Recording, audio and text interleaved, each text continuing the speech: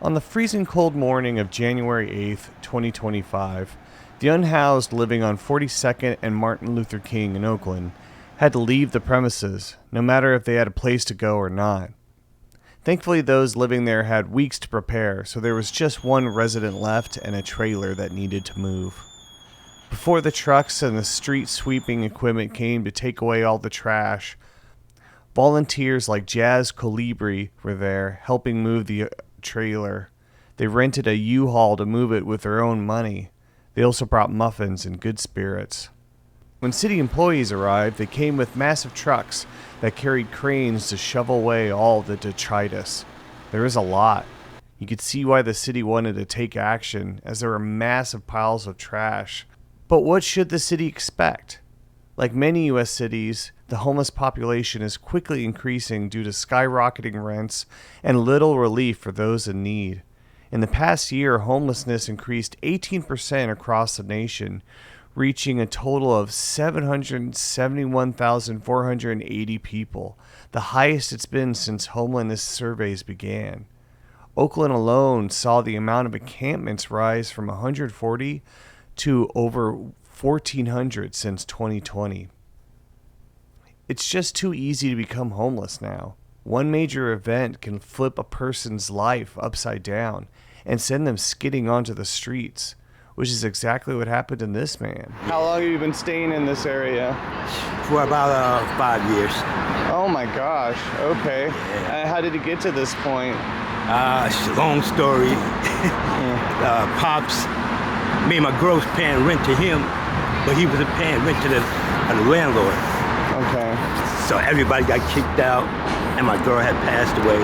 Oh, brutal. Yeah. I'm so sorry, man. Sorry for your loss. It's all good. A city report released last year showed that since 2020, when the Oakland City Council passed its policy making sleeping on the streets illegal, 537 homeless camps were swept, and yet over 1,400 camps still remain. There's no sign of this trend decreasing either, and thanks to the Supreme Court, cities can just keep sweeping them away and not try to solve the issue in any meaningful way. The city did send representatives from Operation Dignity to the encampment to provide quote-unquote assistance to those being swept. They engaged little, hanging with the city workers mostly. But there's not much they can do anyways, as there's only 1,300 shelter beds available throughout Oakland, and Operation Dignity only controls 15 of them. Still, Operation Dignity gets millions annually from the city and county to provide services to the unhoused. I learned from a volunteer that the majority of the encampment's residents already relocated to another encampment, just a few blocks away. While the exercise resulted in the clutter being removed from that section of the street, it helped no one that really needed it. Nothing the city is doing seems to be actually addressing the issues causing the homelessness, or even providing real assistance to those in need. Worst of all, they have the best knowledge base to tap into, the formerly unhoused like Andrea here. Andrea, a grandmother of 9, went from a middle-class life to struggling on the streets a few years back due to a bad relationship. She's since got back on her feet, but she's still involved in helping those in the encampments. However, this is not how anyone should be able to wake up every day and worry about where they're going to stay. Mm-hmm. People have such a, how should I say, they have such a, they live in a box on how people out in that are homeless, how they think. Yeah. How they think, they're lost. They don't have any support. You say you come around and give support, but that support leaves an hour later when they leave. Yeah. It's mandated that you cannot be on the streets homeless anymore. Yeah. Because they feel that they're tired and they've had enough. Well, you know what? Okay, but it's not going to solve the 1,000 that are still out there that still are lost. Mm-hmm. So at least let us put together a plan and show you guys and let us do this. Yeah. Let us be the one that handles Listen this. to people on the ground. Because I haven't seen, now I don't stay here, but I have not seen that one person come and say, do you need a place to stay? Do you need housing? Because they don't care about it no more. Yeah. They don't So Operation Dignity, who's here now, they don't help out. They don't. They haven't came to me and said, are you homeless, or can we help you with housing? Can we?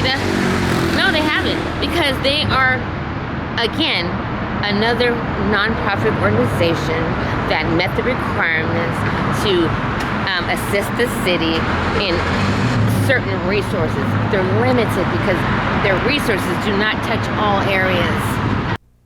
A big part of why little is being done is because there's a narrative being pushed that all the unhoused are drug addicted and they just need to get off the drugs in order for them to stop being homeless. Andrea points out that the high drug use amongst the encampment is mostly due to the situation they are in. And they say people are all on drugs. Yes, they probably, 85% probably are on drugs. But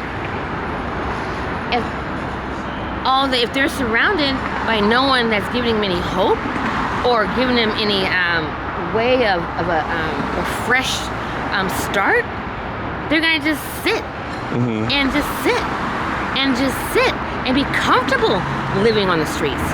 It's not a healthy thing. It's not healthy. It's not, but what's really not healthy is for people to be sitting on the street with all this crap either. While the situation seems hopeless because of the government's lack of interest in fixing the problem, folks like Andrea and the other volunteers do provide a bit of light. The city might want to treat the unhoused like abandoned clutter and just sweep them all away, but thankfully activists still treat them as human beings. Does any of this give me hope? Yeah. Oh yeah. I'm complaining. I'm sitting here telling you with emotion and from experience, but I have passion to know what to do and what's right and how to do it and what makes it successful. So I'm grateful. I'm grateful for all things. I'm grateful for this because I'm able to, look back and say, you know what? I did it. And I saved my RV so we can use it for mobile situations, So I'm grateful. I'm grateful. Okay. I am so grateful, and it was such a pleasure meeting you.